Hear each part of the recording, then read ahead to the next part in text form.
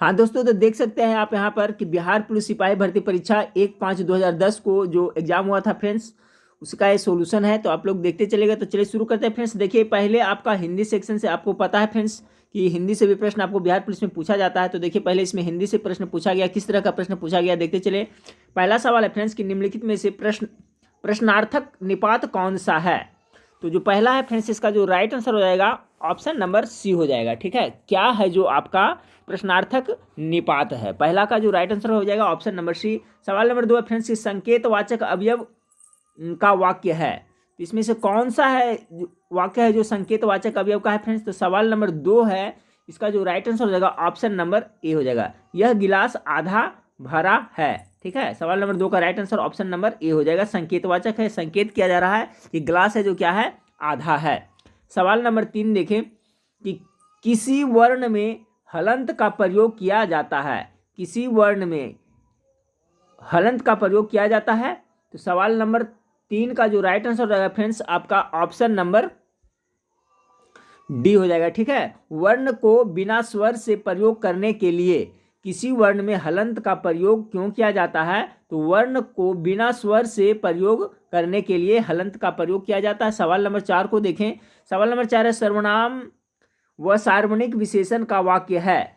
सवाल नंबर 4 का जो राइट आंसर होगा फ्रेंड्स, ऑप्शन नंबर ए है, जो आपका सर्वनाम और सार्वजनिक विशेषण का वाक्य है। यह पुस्तक मेरी है और वह तुम्हारी है। तो इस टाइप से देखिए, हिंदी में आपको उस समय प्रश्न पूछा गया था फ्रेंड्स। अगला प्रश्न है कि नीलकंठ शब्द है तो क्या है फ्रेंड्स, रूढ़ है, यौगिक है या योग रूढ़ है। 5 का जो राइट आंसर हो जाएगा ऑप्शन नंबर बी, नीलकंठ शब्द है जो यौगिक शब्द के अंतर्गत आता है। सवाल नंबर 6, निम्नलिखित में से भारतेंदु का सही संधि है, यानी सही संधि विच्छेद इसका क्या होगा फ्रेंड्स। तो सवाल नंबर 6 का राइट आंसर हो जाएगा भारत जोड़ इंदु, भारतेंदु। तो देखिए फ्रेंड्स, आप लोग ध्यान से देखते चलेगा, ये सब प्रश्न हो सकता है एग्जाम में रिपीट हो और इसी तरह से प्रश्न आपको पूछा जाएगा फ्रेंड्स। सवाल नंबर 7 को देखें कि सज्जन का विपरीतार्थी शब्द है। सज्जन का क्या होगा फ्रेंड्स, तो दुर्जन होगा। सवाल नंबर 7 का right answer option number D हो जाएगा। सवाल नंबर 8 को देखिए, जातिवाचक संज्ञा से भाववाचक संज्ञा के निर्माण की सही उदाहरण कौन सा है। गर्म से गर्मी, घबराना से घबराहट, लड़का से लड़कपन, दूर से दूरी। तो जातिवाचक संज्ञा से भाववाचक संज्ञा कहा जा रहा है फ्रेंड्स। तो सबसे पहले इसमें हम लोग को देखना है कि जातिवाचक संज्ञा इसमें कौन है। तो देख रहे हैं आपका लड़का है जो जातिवाचक संज्ञा है फ्रेंड्स, इसी तरह से ही पकड़ा जाएगा। तो लड़का का क्या होता है, लड़कपन होता है। बाकी गर्म, घबराहट, दूरी, ये सब जातिवाचक संज्ञा का उदाहरण नहीं है। यहाँ सवाल पूछा जा रहा था जातिवाचक संज्ञा से भाववाचक, तो जातिवाचक लड़का है तो लड़का का भाववाचक क्या हो जाएगा, लड़कपन हो जाएगा। देखिए इस टाइप से हिंदी से आपको प्रश्न पूछा जाएगा फ्रेंड्स। 10 से 12 प्रश्न आपको हिंदी से जरूर रहेगा। अगला सवाल है, देखिए हिंदी से ही है कि निम्नलिखित में से आरंभ बोधक संयुक्त क्रिया कौन सी है। 9 का जो राइट आंसर हो जाएगा ऑप्शन नंबर सी हो जाएगा, वह रोने लगा। सवाल नंबर 10 देखिए फ्रेंड्स कि तुम्हारा विश्वास मैं नहीं करूंगा तो कौन करेगा। उपर्युक्त वाक्य में सर्वनाम पदों की संख्या कितना है। तुम्हारा विश्वास मैं नहीं करूंगा तो कौन करेगा, इसमें उपर्युक्त वाक्य में सर्वनाम पदों की संख्या कितनी है। तो 10 का जो right answer friends option number 3, इसमें टोटल कितना है, 3 है। सवाल नंबर 11 को देखिए फ्रेंड्स। सवाल नंबर 11 आपका है कि जिस क्रिया का फल कर्ता पर पड़ता है उसे कहते हैं, क्या कहते हैं फ्रेंड्स। तो 11 का जो राइट आंसर होगा सकर्मक क्रिया कहते हैं। जिस क्रिया का फल कर्ता पर पड़ता है उसे क्या कहते हैं, सकर्मक क्रिया कहते हैं। अब देखिए फ्रेंड्स, आपको 11 प्रश्न हिंदी से था। अब देखिए आपका अंग्रेजी से है। इस टाइप का प्रश्न पूछा गया था, कम टू माई पार्टी, यहाँ पर क्या प्रोपोजिशन भरा जाएगा। तो देखिए दिन है फ्रेंड्स, तो यहाँ पर क्या हो जाएगा, एट होगा, इन होगा, ऑन होगा या फोर होगा। तो कम टू माई पार्टी यहाँ पर हो जाएगा फ्रेंड्स आपका ऑन हो जाएगा। ठीक है, on Saturday night, come to my party on Saturday night. Option number 20 का करेक्ट आंसर हो जाएगा, 12 का बी हो जाएगा। सवाल नंबर 13 को देखिए। सवाल number 13 friends, choose the correct sentence, इसमें से करेक्ट सेंटेंस कौन सा है। तो देखिए फ्रेंड्स, यहाँ पर आपका राइट आंसर हो जाएगा ऑप्शन नंबर सी हो जाएगा, the doctor has been living here since 2005। देखिए फ्रेंड्स, यहाँ the doctor has been living here from. तो देखिए जब यहाँ पर आपको डेट फिक्स रहता है फ्रेंड्स, तो वहाँ पर सिंस का प्रयोग होता है। ठीक है, यहाँ पर देखिए समय अवधि है जो फिक्स है, 2005 फिक्स है। तो जब इस तरह से रहेगा, फिक्स टाइम रहेगा फ्रेंड्स, निश्चित समय रहेगा, तो वहाँ सिंस का प्रयोग होता है फ्रेंड्स। तो इसलिए ऑप्शन नंबर सी इसका राइट आंसर हो जाएगा, न कि फ्रॉम होगा। ठीक है फ्रेंड्स, इस बात को ध्यान रखिएगा, बहुत ही महत्वपूर्ण सवाल है ये। चलिए सवाल नंबर 14 को देखिए। सवाल नंबर 14 है pick out the right word. इसमें राइट वर्ड खोजने के लिए कह रहा है फ्रेंड्स ओकेजनली किस तरह से लिखाएगा। तो सवाल नंबर 14 का राइट आंसर होगा फ्रेंड्स इस तरह से OCCASIONALLI। ठीक है, ओकेजनली इस तरह से लिखा जाता है। सवाल नंबर 15 को देखिए फ्रेंड्स कि choose the correct antonym of honest. तो ऑनेस्ट माने ईमानदार होता है फ्रेंड्स, तो इसका एंटो विपरीतार्थक शब्द क्या हो जाएगा, डिसऑनेस्ट हो जाएगा। ऑप्शन नंबर सी इसका राइट आंसर हो जाएगा। ठीक है फ्रेंड्स, तो हम लोग देखिए हिंदी और अंग्रेजी का पार्ट कवर कर लिए फ्रेंड्स। अब देखिए जीके जीएस और मैथ का बचा है, तो हम लोग जीके जीएस के देखते हैं फ्रेंड्स। जीके जीएस पर विशेष ध्यान देना है, ऐसे सभी विषय पे विशेष ध्यान देना है फ्रेंड्स। हिंदी और अंग्रेजी को भी अच्छी तरह से पढ़ना है। मैं सबका वीडियो प्रोवाइड कराऊंगा, हमारे चैनल से आप लोग जुड़े रहिएगा। चलिए तो देखिए सवाल नंबर 16 है 1946 ईस्वी में उद्देश्यों संबंधी प्रस्ताव की रचना किसने की।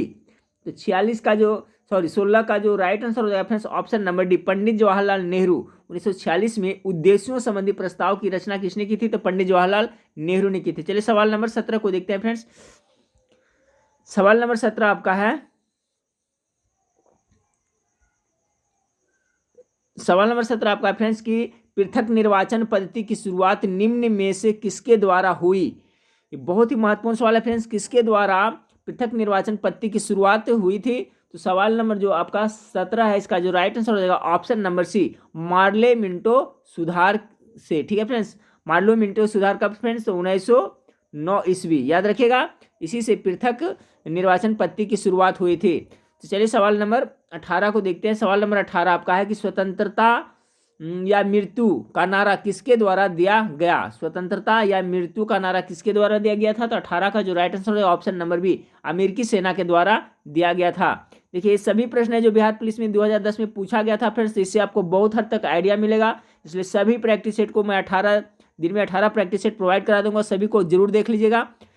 सवाल नंबर 19 है फ्रेंड्स, बोस्टन बंदरगाह पर 340 चाय के बॉक्सों को समुद्र में फेंका गया, इस घटना को किस नाम से जाना जाता है। 19 का राइट आंसर हो गया friends option number C, Boston tea party के नाम से जाना जाता है। सवाल नंबर 20 को देखें कि अमेरिका, कनाडा, डेनमार्क, ब्रिटेन, पुर्तगाल, फ्रांस, बेल्जियम, हॉलैंड, लग्जेमबर्ग, तुर्की और ग्रीस ने एक सैनिक संधि की जिसे कहा जाता है। 20 का जो राइट आंसर होगा friends option number B, NATO कहा जाता है।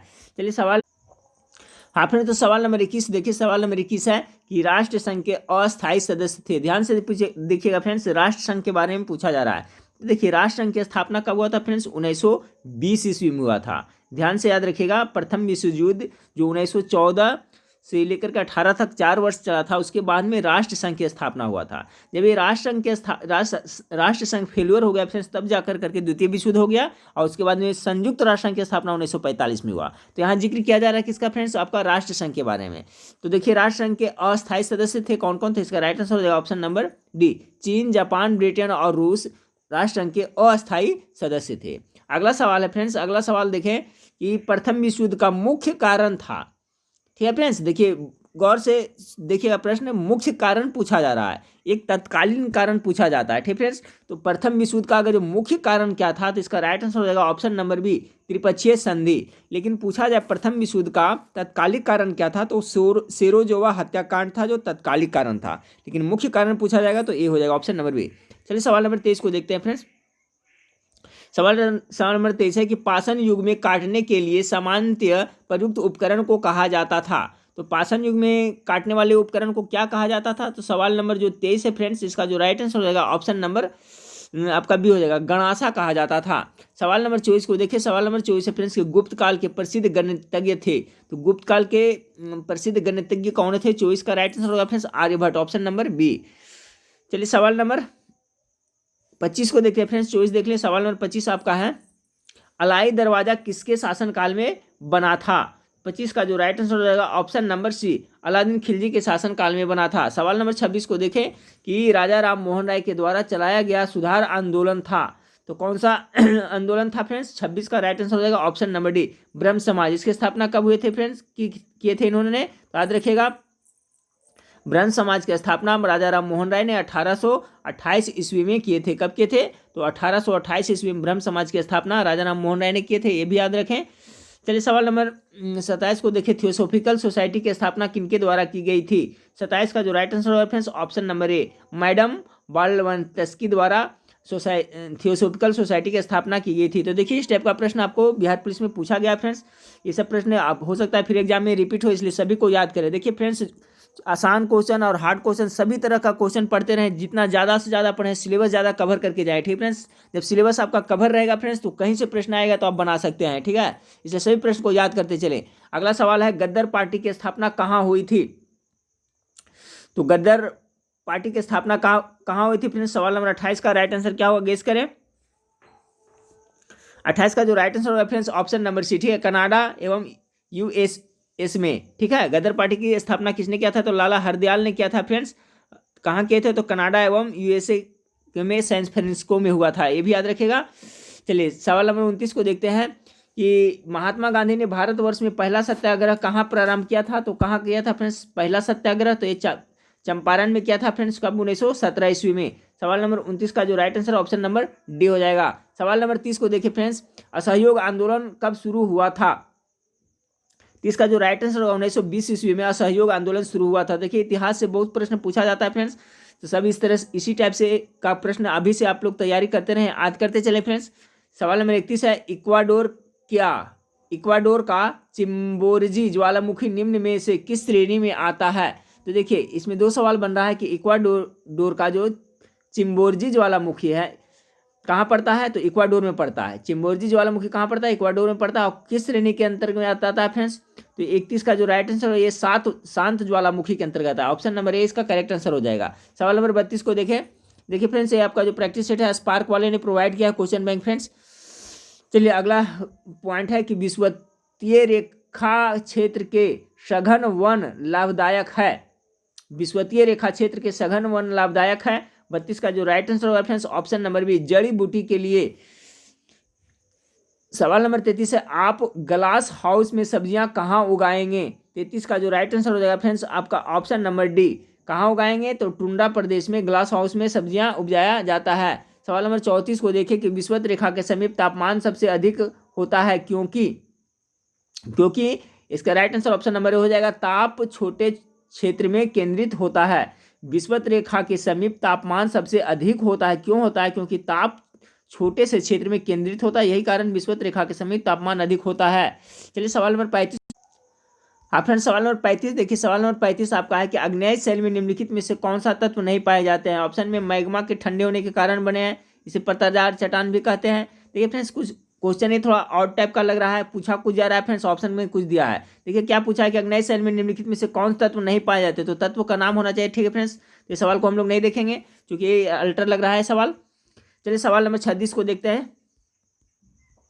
सवाल नंबर 36 देखिए यहाँ पर है आपका फ्रेंड्स कि निम्नलिखित में से कौन सा खाद्य फसल नहीं है? तो खाद्य फसल कौन नहीं है फ्रेंड्स? तो चावल आपका खाद्य फसल है, गेहूं भी, मकई भी, चाय है जो पेय फसल है। ठीक है फ्रेंड्स, ऑप्शन नंबर सी इसका राइट आंसर हो जाएगा। ऑप्शन नंबर सी चाय। सवाल नंबर 37 को देखें कि निम्नलिखित में से कौन सा कारक विषम जलवायु प्रकार के लिए मुख्यतः उत्तरदायी है? 37 का राइट आंसर हो जाएगा ऑप्शन नंबर सी, सागर से दूरी। ठीक है, निम्नलिखित में से कौन सा कारक विषम जलवायु प्रकार के लिए मुख्यतः उत्तरदायी है? तो सागर से दूरी। चलिए सवाल नंबर 38 को देखिए। सवाल नंबर 38 आपका है, जनगणना 2001 के अनुसार निम्न में से किस राज्य में महिला साक्षरता प्रतिशत सर्वाधिक है? तो 2001 के हिसाब से पूछा जा रहा है फ्रेंड्स। तो 38 का जो राइट आंसर होगा ऑप्शन नंबर डी, केरल में। सवाल नंबर 39 देखिए, लिग्नाइट किस प्रकार का कोयला है? बहुत ही महत्वपूर्ण सवाल है फ्रेंड्स। तो लिग्नाइट है जो कैसा कोयला है? तो इसका जो राइट आंसर हो जाएगा फ्रेंड्स निम्न स्तर का कोयला है। लिग्नाइट किस प्रकार का कोयला है? तो ये उत्तम कोटि का कोयला नहीं फ्रेंड्स, यह निम्न स्तर का कोयला है। सवाल नंबर 40 को देखें कि गेहूं किस जलवायु का फसल है? बहुत इंपॉर्टेंट सवाल है। तो 40 का जो राइट आंसर होगा फ्रेंड्स ये गेहूं जो आपको शीतोष्ण जलवायु का फसल है। ऑप्शन नंबर डी इसका करेक्ट आंसर हो जाएगा। चलिए सवाल नंबर 41 को देखें कि इंडियन कॉपर कॉर्पोरेशन कहाँ स्थित है? 41 का जो राइट आंसर हो जाएगा ऑप्शन नंबर सी, घाटशिला में स्थित है। इंडियन कॉपर कॉर्पोरेशन कहाँ स्थित है? तो घाटशिला में स्थित है। सवाल नंबर 42 को देखें, निम्नलिखित में से कौन सा राज्य गेहूं के उत्पादन में प्रथम स्थान रखता है? 42 का जो राइट आंसर होगा फ्रेंड्स ऑप्शन नंबर ए, उत्तर प्रदेश में सबसे ज़्यादा गेहूं उपजाया जाता है। लेकिन प्रति हेक्टेयर के हिसाब से रहेगा तो पंजाब अग्रणी हो जाएगा फ्रेंड्स। लेकिन अगर पूछा जाए कि सबसे अधिक गेहूं कहाँ उपजाया जाता है तो उत्तर प्रदेश इसका राइट आंसर होगा। सवाल नंबर 43 को देखिए फ्रेंड्स कि वायुमंडल की वह परत जो पृथ्वी पर रेडियो प्रसारण के लिए उत्तरदायी है। तो कौन सा परत है? 43 का जो राइट आंसर होगा आयन मंडल हो जाएगा। तो देखिए इस टाइप से प्रश्न आपको पूछा गया है। अगला है क्या, स्टाइलेक्टाइट स्थलाकृति का निर्माण होता है। तो देखिए स्टाइलेक्टाइट स्थलाकृति का नाम है किसके द्वारा होता है? तो 44 का जो राइट आंसर होगा ऑप्शन नंबर बी, भूमिगत जल के द्वारा इसका निर्माण होता है। अगला सवाल है 45, दार्जिलिंग जिला जिस राज्य का भाग है वह है। तो दार्जिलिंग जिला आपका पश्चिम बंगाल का भाग है फ्रेंड्स, यानी 45 का जो राइट आंसर हो जाएगा ऑप्शन नंबर सी। सवाल नंबर 46 है आपका कि विधान परिषद के सदस्य का कार्यकाल क्या होता है। तो विधान परिषद के कार्यकाल के बारे में पूछा जा रहा है फ्रेंड्स, तो कितना होता है? 6 वर्ष का होता है, यानी ऑप्शन नंबर 20 का करेक्ट आंसर हो जाएगा विधान परिषद का। जबकि विधानसभा का पूछे फ्रेंड्स तो कितना होता है? 5 वर्ष का होता है। अगला है 47 की नीति निर्देशक तत्व सरकार के मार्गदर्शन हेतु किसके द्वारा किए गए हैं?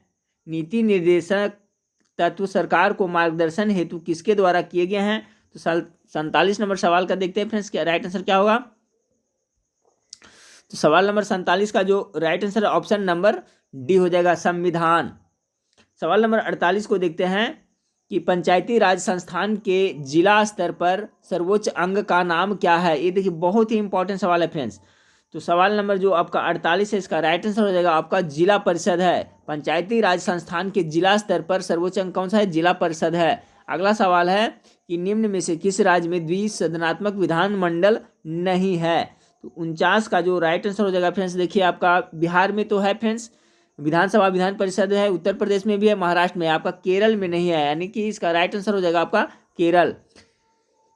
यही प्रश्न पूछा जा रहा था किस राज्य में द्विसदनात्मक विधानमंडल नहीं है, तो केरल में नहीं है। अगला है फ्रेंड्स कि पंचशील निम्न देशों के बीच का समझौता है। तो पंचशील समझौता किन दोनों के बीच में हुआ था फ्रेंड्स? 50 का राइट आंसर हो जाएगा ऑप्शन नंबर सी, भारत और चीन।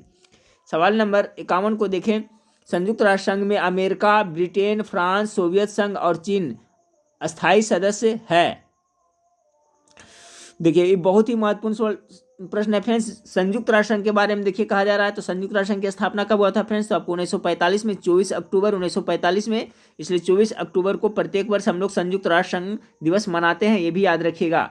तो जैसा कि हम लोग को पता है कि संयुक्त राष्ट्र संघ में अमेरिका, ब्रिटेन, फ्रांस, सोवियत संघ और चीन अस्थायी सदस्य है। 5 सदस्य है जो अस्थायी है फ्रेंड्स, और 10 सदस्य है जो संयुक्त राष्ट्र संघ में अस्थायी सदस्य है।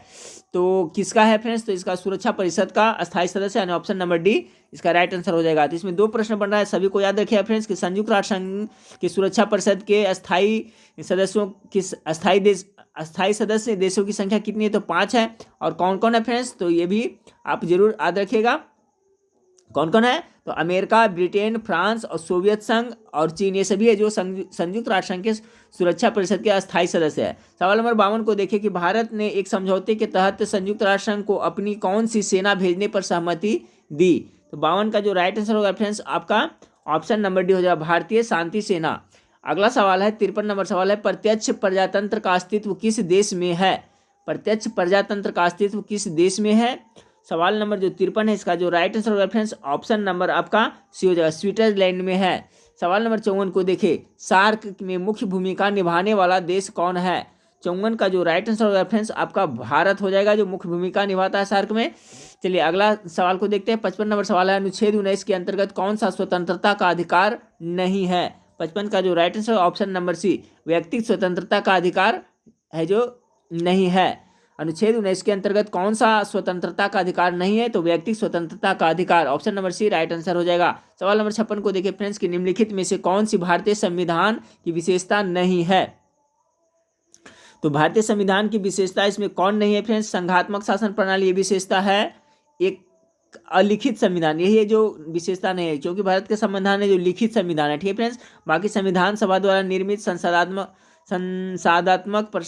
शासन प्रणाली ये सभी है जो इसकी विशेषता है, जबकि एक अलिखित संविधान ये विशेषता नहीं है। तो 56 क्वेश्चन हम लोग देख चुके हैं फ्रेंड्स। चलिए 56 नंबर 57 को देखते हैं। क्वेश्चन नंबर 57 को, क्वेश्चन नंबर 57 आपका है फ्रेंड्स, उच्च न्यायालय के न्यायाधीशों के रिटायरमेंट का उम्र क्या है। तो उच्च न्यायालय के जो न्यायाधीश है फ्रेंड्स वो कितने उम्र में रिटायर करते हैं। तो सवाल नंबर जो 57 है इसका जो राइट आंसर होगा 62 साल में, ठीक है फ्रेंड्स। जबकि सर्वोच्च न्यायालय का रहेगा तो कितना उसका है 65 वर्ष है, और उच्च न्यायालय का कितना हो जाएगा 62 साल। अगला पॉइंट है फ्रेंड्स कि राज्य का एक मूलभूत तत्व है। राज्य का एक मूलभूत तत्व का है तो संप्रभुता है जो राज्य का एक मूलभूत तत्व है। ऑप्शन नंबर डी इसका राइट आंसर हो जाएगा। सवाल नंबर 58 का राइट आंसर हो जाएगा ऑप्शन नंबर डी संप्रभुता। सवाल नंबर 59 को देखिए, संयुक्त राष्ट्र अंतर्राष्ट्रीय बाल आपातकाल फंड का लघु रूप क्या है? इसका शॉर्ट फॉर्म पूछा जा रहा है फ्रेंड्स। इसका हो जाएगा आपका यूनिसेफ। ठीक है, यूनिसेफ का फुल फॉर्म ये हो जाता है संयुक्त राष्ट्र अंतर्राष्ट्रीय बाल आपातकाल फंड। ठीक है फ्रेंड्स, तो इसको उलट करके पूछा गया है तो इसका right answer option number D हो जाएगा यूनिसेफ। यूनिसेफ का मुख्यालय कहाँ है फ्रेंड्स? तो याद रखिएगा न्यूयॉर्क में पड़ता है।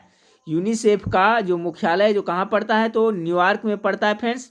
जबकि यूनेस्को को कहाँ पड़ता है फ्रेंड्स? तो यूनेस्को का फ्रांस पेरिस में पड़ता है। तो दोनों को जरूर याद रखिएगा, यूनिसेफ का मुख्यालय कहाँ है तो न्यूयॉर्क में, और यूनेस्को का तो फ्रांस पेरिस में है। चलिए सवाल नंबर 60 को देखते हैं फ्रेंड्स। सवाल नंबर 60 आपका है कि किस राज्य के राज्यपाल के संबंध में कौन सा कथन गलत है? किसी राज्य के राज्यपाल के संबंध में कौन सा कथन गलत है ये आपको छांटना है।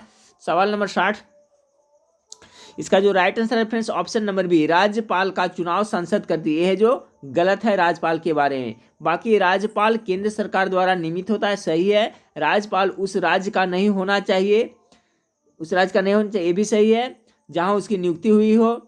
फिर 2 या 2 से अधिक राज्यों के लिए एक राज्यपाल को नियुक्त किया जा सकता है, ये भी सही है। देखिए प्रश्न भी बहुत बार पूछा गया है कि क्या एक राज्यपाल को 2 या 2 से अधिक राज्यों के लिए नियुक्त किया जा सकता है? तो किया जा सकता है। तो सही पॉइंट मैंने पढ़ दिया फ्रेंड्स, सबको याद रखें। ये देखिए फ्रेंड्स आपका जीके जीएस से हो गया था, आपका इतिहास से और ज्योग्राफी और पॉलिटिकल साइंस से। अब देखिए सामान्य विज्ञान से क्या क्या प्रश्न पूछा गया था वो भी देख लेते हैं।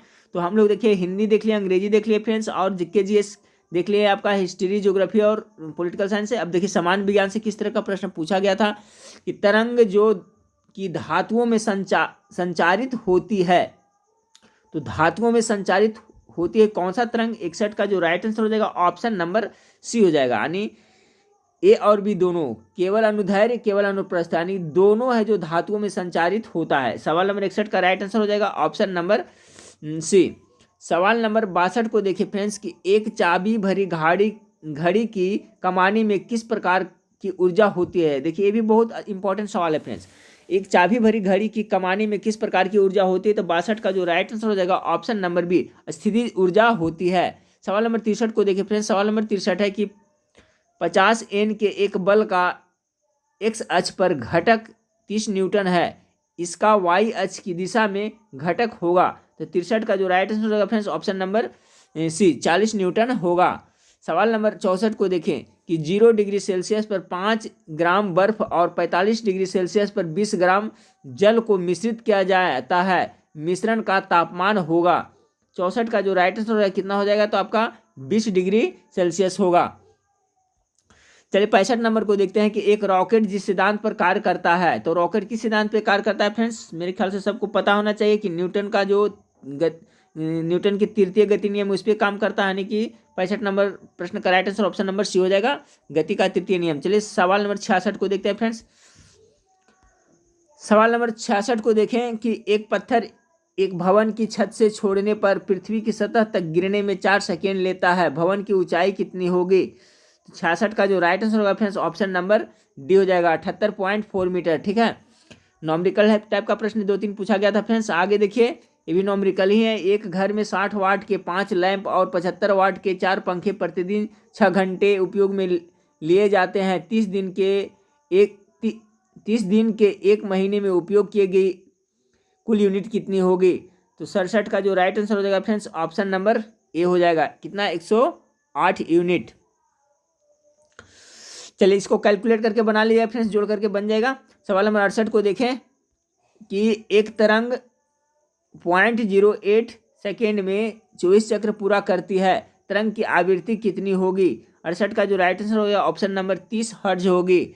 सवाल नंबर 69 को देखिए फ्रेंड्स कि एक अस्थायी चुंबक किसी निश्चित बिंदु पर चुंबकीय क्षेत्र B उत्पन्न करता है, यदि इसे 2 बराबर भागों में काट दिया जाए तो उस बिंदु पर उत्पन्न चुंबकीय क्षेत्र होगा। इसका जो राइट आंसर हो जाएगा फ्रेंड्स आपका 69 का जो right answer option number B हो जाएगा। ठीक है, यानी B/2 होगा। सवाल नंबर 70 को देखें। सवाल नंबर 70 रेफरेंस की सूचीबद्ध फोकस दूरियों वाले 4 लेंसों का प्रयोग एक सूक्ष्मदर्शी अभिदृश्यक के रूप में करने पर विचार किया जा रहा है। जो लेंस किसी निश्चित नेत्रिका के साथ सर्वाधिक आवर्धन पैदा करेगा उसकी फोकस दूरी कितनी होगी, यही पूछा जा रहा है। 70 का राइट आंसर होगा -5 मिमी। सवाल नंबर 71 को देखें कि घरेलू खाना पकाने की गैस द्रव पेट्रोलियम गैस में मुख्य रूप से होते हैं, जिसे क्या कहते हैं friends, LPG। Liquid petroleum gas में कौन कौन क्या क्या होता है मुख्य रूप से फ्रेंड्स। तो 71 का जो राइट आंसर हो जाएगा फ्रेंड्स, ब्यूटेन और आइसोब्यूटेन की द्रवीभूत होता है, यानी ब्यूटेन और आइसोब्यूटेन उसमें होता है। चलिए सवाल नंबर 72 को देखिए। सवाल नंबर 72 के रदरफोर्ड के अल्फा कण प्रकीर्णन प्रयोग द्वारा जिसकी खोज हुई थी वह है। तो रदरफोर्ड है जो अल्फा कण प्रकीर्णन प्रयोग द्वारा किसकी खोज किए थे फ्रेंड्स, बहुत ही इंपॉर्टेंट सवाल है। 72 का राइट आंसर ऑप्शन नंबर ए, प्रोटॉन की खोज किए थे। सवाल नंबर 73 को देखें फ्रेंड्स कि वह सेल जिसमें विद्युत धारा का उत्पादन रासायनिक अभिक्रिया के फलस्वरूप होता है कहलाता है। 73 का जो राइट आंसर होगा फ्रेंड्स आपका ऑप्शन है विद्युत रासायनिक सेल। इसका परिभाषा लिखा हुआ है फ्रेंड्स, वह सेल जिसमें विद्युत धारा का उत्पादन रासायनिक अभिक्रिया के फलस्वरूप होता है, क्या कहलाता है, तो विद्युत रासायनिक सेल कहलाता है। चलिए सवाल नंबर 74 को देखते हैं। सवाल नंबर 74 आपका है फ्रेंड्स कि समांगी यानी सदृश मिश्रण का उदाहरण है। 74 का राइट आंसर हो जाएगा फ्रेंड्स ऑप्शन नंबर ए, गन पाउडर है जो आपका सदृश यानी समांगी मिश्रण का उदाहरण है। सवाल नंबर 75 देखिए, अस्फटिक, ठीक है, अस्फटिक रासायनिक दृष्टिकोण से है। तो सवाल नंबर 75 का जो राइट आंसर होगा फ्रेंड्स ऑप्शन नंबर ए, सिलिकॉन ऑक्साइड। चलिए अगला पॉइंट को देखते हैं फ्रेंड्स। अगला पॉइंट आपका है कि जब मैग्नीशियम और क्लोरीन के बीच अभिक्रिया होती है तब, ये देखिए बहुत ही महत्वपूर्ण सवाल है, जब मैग्नीशियम और क्लोरीन के बीच अभिक्रिया होती है तब क्या होता है। 76 का जो राइट आंसर होगा फ्रेंड्स ऑप्शन नंबर डी, प्रत्येक मैग्नीशियम परमाणु दो इलेक्ट्रॉनों का त्याग करता है। सवाल एक बार से फिर से सुने फ्रेंड्स कि जब मैग्नीशियम और क्लोरीन के बीच अभिक्रिया होती है तब क्या होता है कि प्रत्येक मैग्नीशियम परमाणु 2 इलेक्ट्रॉनों का त्याग करता है। चलिए सवाल नंबर 77 को देखें। सवाल नंबर 77 रेफरेंस कि वह तरल जो ऑक्सीकारक तथा अवकारक दोनों की तरह कार्य करता है। वह तरल जो ऑक्सीकारक तथा अवकारक दोनों की तरह कार्य करता है। 77 का right answer option number D हो जाएगा, हाइड्रोजन परऑक्साइड। सवाल नंबर 78 को देखें फ्रेंड्स कि निम्नलिखित में से किस अणु में द्विबंधन है। तो द्विबंधन किस में है फ्रेंड्स, आपका ऑप्शन नंबर सी हो जाएगा, नहीं O2 में है, द्विबंधन है। चलिए सवाल नंबर 79 को देखिए, दहन की क्रिया के लिए निम्नांकित कौन सा शर्त आवश्यक है। तो दहन की क्रिया के लिए क्या शर्त आवश्यक है फ्रेंड्स, गेस करें इसका राइट आंसर क्या होगा। इसका राइट आंसर हो जाएगा फ्रेंड्स आपका ऑप्शन नंबर सी, पदार्थ के ज्वलन ताप की प्राप्ति। जब पदार्थ को ज्वलन ताप की प्राप्ति होगी तभी तो दहन होगा। डीम दिया क्या दिया था फ्रेंड्स, ऑक्सीजन की अनुपस्थिति, ये गलत है, ठीक है। तो इसका राइट आंसर यही हो जाएगा ऑप्शन नंबर सी, पदार्थ के ज्वलन ताप की प्राप्ति। सवाल नंबर 80 को देखें। C6 14 तथा 7 9 14 उदाहरण है, किसका उदाहरण है फ्रेंड्स। तो 80 का जो राइट आंसर होगा क्या होगा, गेस करें। इसका हो जाएगा आपका समभारिक का है, क्योंकि फ्रेंड्स इसमें देखिए कार्बन का जो परमाणु संख्या है 6 है फ्रेंड्स, और यहाँ नाइट्रोजन का 7 है, लेकिन ये दोनों में क्या है, डिफरेंट है। और इसका जो भार है फ्रेंड्स, ठीक है, अनुभार है, वो देखिए दोनों बराबर है। तो हम लोग यही जानते हैं फ्रेंड्स, जिसका परमाणु भार बराबर होता है उसे क्या समभारिक कहते हैं, और जिसका परमाणु क्रम संख्या बराबर होता है उसे समस्थानिक कहते हैं। तो इसका जो राइट आंसर क्या हो जाएगा फ्रेंड्स, ऑप्शन नंबर बी हो जाएगा। देखिए यह जो किसका उदाहरण है, तो ये समभारिक का उदाहरण है, क्योंकि यहाँ पर देखिए इसका भार है जो बराबर है। चलिए सवाल नंबर 81 देखिए, प्रकाश संश्लेषण की दर अधिकतम होती है, कौन सा रंग में प्रकाश संश्लेषण की दर अधिकतम होती है। देखिए ये प्रश्न कितने बार एग्जाम में रिपीट हुआ फ्रेंड्स, हो सकता है अगला एग्जाम में फिर पूछ दिया जाए, इसलिए याद रखिएगा। 81 का जो राइट आंसर हो गया फ्रेंड्स, लाल रंग की प्रकाश में प्रकाश संश्लेषण की क्रिया सर्वाधिक होती है। सवाल नंबर 82 को देखें, एक पौधे पर दूसरा उगने वाला पौधा कहलाता है, क्या कहलाता है। तो 82 का जो राइट आंसर होगा फ्रेंड्स क्या होगा, गेस करें। एपीफाइट कहा जाता है। एक पौधे पर अगर कोई दूसरा पौधा उगता है तो उसे क्या कहा जाता है, एपीफाइट कहा जाता है। चलिए सवाल नंबर 83 को देखिए फ्रेंड्स कि इम्फीबियंस के बारे में पूछा जा रहा है। तो इसका जो राइट आंसर हो जाएगा 83 का, क्या देख लेते हैं ऑप्शन ए में फ्रेंड्स कि केवल जल में निवास करते हैं, नहीं। केवल स्थल में निवास करते हैं, वायु में रहते हैं, नहीं। और इसका जो डी ऑप्शन है क्या फ्रेंड्स, जल और थल दोनों में समान रूप से रहते हैं। जी हाँ, इसका राइट आंसर यही हो जाएगा फ्रेंड्स। बहुत ही महत्वपूर्ण सवाल है। देखिए इम्फीबियंस मतलब होता है उभयचर प्राणी, ठीक है फ्रेंड्स, जो जल और स्थल दोनों में रहता है। तो याद रखिएगा इम्फीबियंस इंग्लिश टर्म है, इसका हिंदी हो गया उभयचर। तो जो जल और स्थल दोनों पर निवास करते हैं उसे इम्फीबियंस यानी उभयचर प्राणी कहते हैं। तो सवाल नंबर 83 का जो राइट आंसर हो जाएगा फ्रेंड्स आपका ऑप्शन नंबर डी इसका राइट आंसर हो जाएगा। चलिए सवाल नंबर 84 को देखते हैं फ्रेंड्स। सवाल नंबर 84 आपका है कि निम्नलिखित में से कौन पौधे में उत्सर्जन का एक उपोत्पाद नहीं है। तो क्या है जो नहीं करता है, पौधे के उत्सर्जन में उपोत्पाद नहीं है फ्रेंड्स। तो 84 का जो राइट आंसर हो जाएगा आपका option number C, uric acid, ये जो नहीं करता। बाकी टेनिन, गोंद, लेटेक्स ये सब है जो पौधों के उत्सर्जन से उपोत्पाद होता है, जबकि यूरिक एसिड से नहीं होता है पौधों से। चलिए सवाल नंबर 85 को देखते हैं फ्रेंड्स कि निम्नलिखित में से कौन सी संरचना प्रोकैरियोटिक कोशिका में नहीं पाई जाती है। 85 का जो राइट आंसर होगा फ्रेंड्स केंद्रक झिल्ली नहीं पाई जाती है। प्रोकैरियोटिक कोशिका होता है उसमें केंद्रक झिल्ली नहीं पाई जाती है। सवाल नंबर 86 को देखें, डीडीटी के छिड़काव से प्रदूषित होता है। देखिए डीडीटी का खोज किसने किया था, तो पॉल मुलर ने किया था फ्रेंड्स, ये भी याद रखिएगा। ये कीटनाशक के लिए किया जाता है। तो कहता है फसलों पर डीडीटी के छिड़काव से प्रदूषित होता है। क्या प्रदूषित होता है, वायु तथा जल होता है। वायु, मृदा तथा जल तीनों होता है। वायु तथा मृदा सिर्फ वायु होता है। तो इसका right answer option number B हो जाएगा। जब डीडीटी का छिड़काव किया जाता है फ्रेंड्स तो आपका वायु भी प्रदूषित होता है, मृदा यानी मिट्टी भी प्रदूषित होता है और जल भी प्रदूषित होता है। यानी 86 का right answer option number B हो जाएगा। 87 को देखिए फ्रेंड्स, सवाल नंबर 87 है कि एफ्लाटॉनिक्स नामक विष उत्पन्न किया जाता है। तो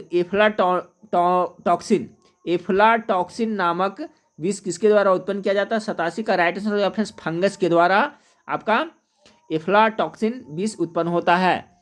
सवाल नंबर 88 को देखिए फ्रेंड्स कि मानव शरीर के किस अंग में रुधिर ऑक्सीजन युक्त होता है। 88 का जो राइट आंसर हो जाएगा फ्रेंड्स आपका ऑप्शन नंबर बी, फेफड़ा में। क्योंकि हम लोग श्वसन करते हैं फ्रेंड्स तो फेफड़ा में ही आपका ऑक्सीजन जाता है फ्रेंड्स। तो पूछा जा रहा है मानव शरीर के किस अंग में रुधिर ऑक्सीजन युक्त होता है, यानी वहाँ पर मिलता है, संपर्क में आता है, तो फेफड़ा में ही होता है। चलिए सवाल नंबर 89 को देखिए। सवाल नंबर 89 है निम्नलिखित में से कौन सुमेलित युग्म नहीं है। तो 89 का जो राइट आंसर है फ्रेंड्स आपका ऑप्शन नंबर ए, साल्मोनेला है कुष्ठ। ये है जो इस आपका सुमेलित नहीं। बाकी प्लाज्मोडियम से मलेरिया होता है, टीनिया सोलिया से टीनिएसिस होता है, पैराथॉर्मोन से ऑस्टोपोरोसिस होता है, जबकि साल्मोनेला से कुष्ठ नहीं होता है। 89 का जो आपका राइट आंसर हो जाएगा जब फ्रेंड्स ऑप्शन नंबर ए सही हो जाएगा। चलिए फ्रेंड्स सवाल नंबर 90 को देखते हैं। सवाल नंबर 90 से मियोसिस के लिए कौन सा कथन सही है। तो 90 का जो आपका राइट आंसर हो जाएगा फ्रेंड्स ऑप्शन नंबर बी हो जाएगा। मियोसिस एक अर्धसूत्री विभाजन है। देखिए बायोलॉजी से प्रश्न है फ्रेंड्स, 9th 10th क्लास में बायोलॉजी पढ़ना है उसमें कि उसी से प्रश्न उठाया गया है कि मियोसिस के लिए कौन सा कथन सही है। तो याद रखें फ्रेंड्स मियोसिस के बारे में कि मियोसिस है जो प्रथम अर्धसूत्री विभाजन है। इसका राइट आंसर ये हो जाएगा। ठीक फ्रेंड्स, तो ये देखिए आपका 90 प्रश्न हम लोग देख लिए फ्रेंड्स। आपको 10 प्रश्न है इसमें गणित से पूछा गया फ्रेंड्स, तो गणित का इसमें हम लोग सॉल्यूशन नहीं कर पाएंगे फ्रेंड्स। ठीक है, तो देखिए गणित में सिंपल ही प्रश्न रहता है फ्रेंड्स। देखिए इस टाइप का ही प्रश्न आपको गणित में पूछा जाएगा, ज़्यादा हार्ड नहीं पूछा जाएगा फ्रेंड्स। 10 प्रश्न मैथ से रहेगा। ठीक है, इसका पीडीएफ चाहिए फ्रेंड्स तो हमें आप कमेंट करिएगा, तो इसका पीडीएफ मैं आप लोग को प्रोवाइड करा दूंगा। ठीक है फ्रेंड्स, तो इसी तरह से फ्रेंड्स अब 2010 से लेकर के 2020 तक जितने भी बिहार पुलिस के एग्जाम हुआ है फ्रेंड्स, जितना भी आपका क्वेश्चन बैंक में संग्रह दिया हुआ है प्रैक्टिस सेट, सभी का मैं प्रोवाइड करा दूंगा। इससे आपको बहुत कुछ तक हिंट्स मिलेगा फ्रेंड्स कि किस तरह से प्रश्न बिहार पुलिस में पूछा जा रहा है फ्रेंड्स। पहले कैसा पूछा जा रहा था 2010 में, 2011 में कैसा पूछा गया, 2012 में कैसा पूछा गया, इससे आपको बहुत आइडिया होगा फ्रेंड्स। अब बहुत सा सवाल ये सब याद करते चलेगा तो हो सकता है उसमें आपको रिपीट भी हो जाएगा। ठीक फ्रेंड्स, तो वीडियो अच्छा लगे तो लाइक कर दिया फ्रेंड्स। नेक्स्ट वीडियो में फिर मिलते हैं, देखने के लिए थैंक यू, धन्यवाद।